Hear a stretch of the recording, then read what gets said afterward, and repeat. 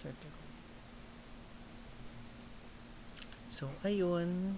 So, for today's video, ang ating topic is how to transfer or backup profile, scene collection, and assets from OBS and transferring to another computer. So, first is yung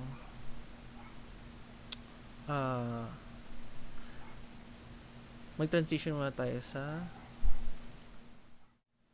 screen. Yun. Ayan. So, first is una gagawin natin is yung profile. So, click mo yan. Since recording ako, hindi ko siya maklik. Click mo yung profile and then hanapin mo lang yung profile na ginagamit mo. Kung gusto mo i-transfer, lalabas yun dito.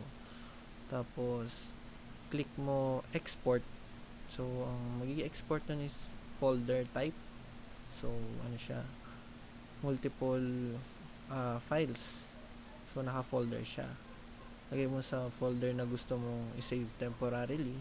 Then, next is yung scene collection. So, for scene collection, same din. Piliin mo yung scene collection na gusto mo.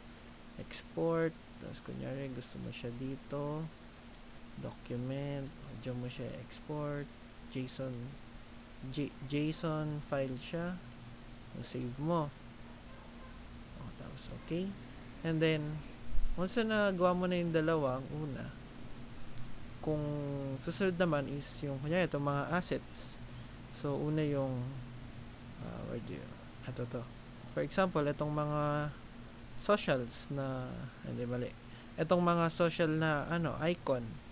So, ito, Twitch. Itong Twitch ko. Ayan. So, picture kasi yan, icon. PNG if I'm not mistaken. So, hindi yan matatransfer gamit lang yung profile and scene collection.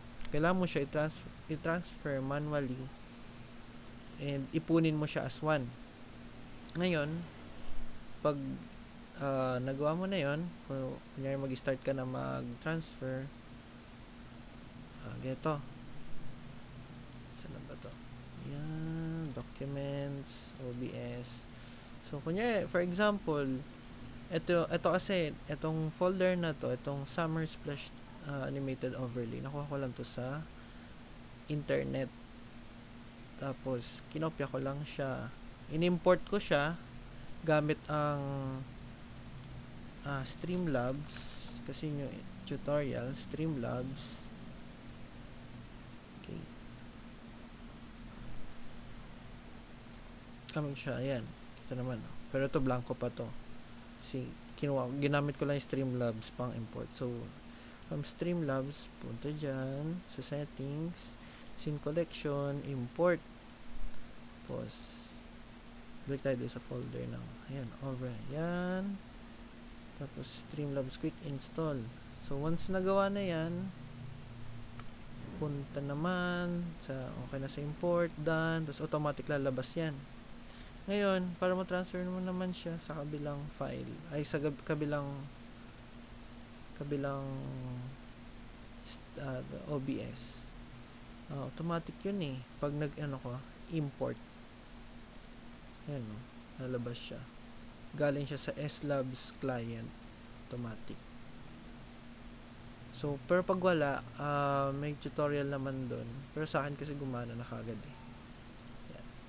Ngayon, going back to sa file, ito yung mga assets ko. Ayan. Pwede mo yan i-copy ito as a whole kung saan man nakalagay yung current assets mo. Pwede mo i-copy na to.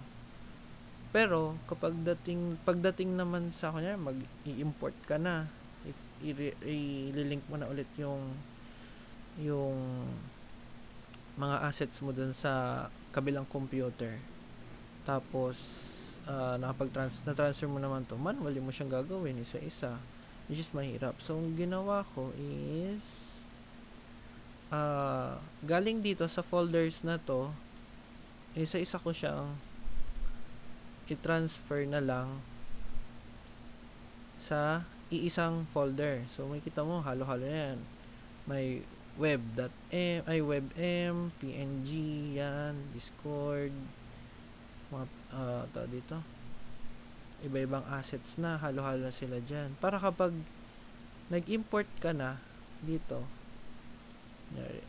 na-import mo yung profile, sunod scene, tapos check, lalabas yan pag sa unang import mo, missing files. Wait, na-exit ko na kasi. So, pagdating sa, kunyari, check missing files, lalabas yun dito, maraming nakalista dito, na iba-ibang file name assets, tapos ipapahanap niya sa isa-isa yun. Ngayon, kung ilalagay mo siya sa isang directory na lang, isang folder, pagka-click mo doon, copy paste ka na lang. Or mas better, parang papipiliin ka lang niya ng isang folder.